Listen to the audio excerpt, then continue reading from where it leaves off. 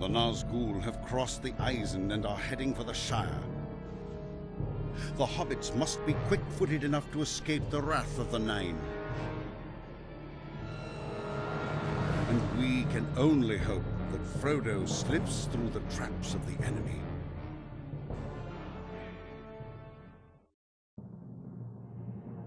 What road did you take, Frodo?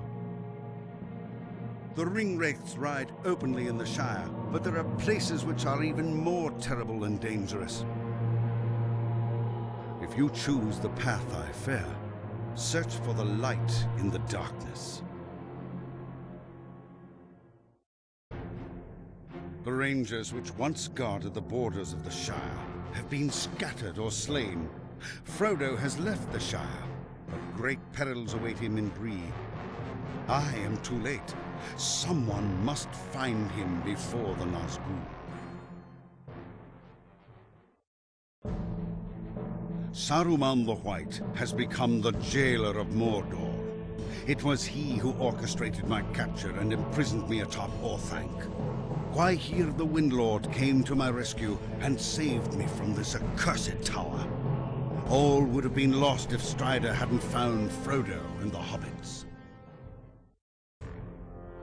I came too late to Bree, and too early to Weathertop, where beyond my aid, the Witch King and his minions attacked Frodo, wounding him with a Morgul blade. Thankfully, Aragorn was there to save him.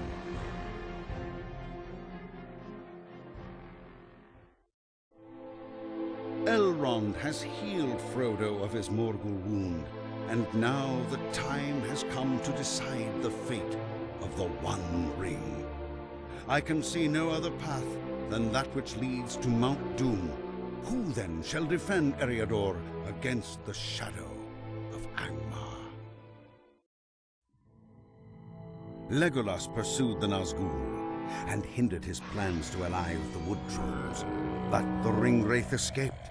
The Nazgul must be found, for he is certainly aware that the One Ring has entered Rivendell, though it is hoped that Elrond's vigil keeps him blind to the secret ways. As long as one of the Nine remains abroad, we cannot hope to leave Rivendell, for neither the Ring nor the Ring-bearer would pass safely beyond the bounds of the Troll Shores. The missing Nazgul fled to the ancient ruins of Helegrod, where he and the gaunt Lord Drogoth attempted to raise a dragon as the most terrible of wights. Though the ritual was successful, the Nazgul was sent back to Mordor, and the Dragon White fled. I fear that Drogoth may yet bring the Dragon White under his control, but that is not compared to the burden I must guide south.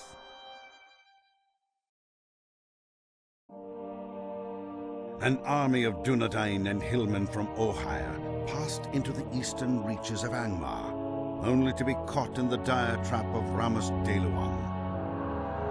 Though the secret of the stones has been revealed, no sign of Golodir, the ranger who led them, has yet been found. It can only be hoped that some part of Golodir's army has survived, and that they are able to hinder the advances of Angmar.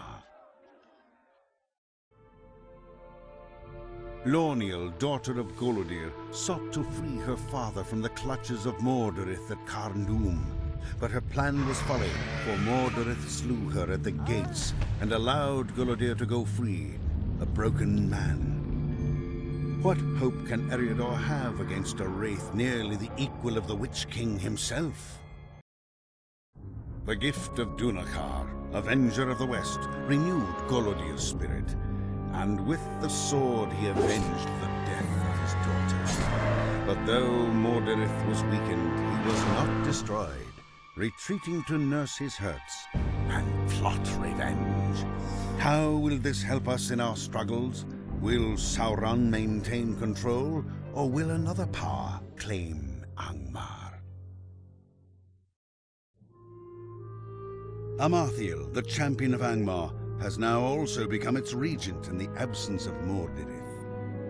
Under the lidless eye of Sauron, She has removed herself to the ruined city of Anuminas, seeking a power to strengthen her position.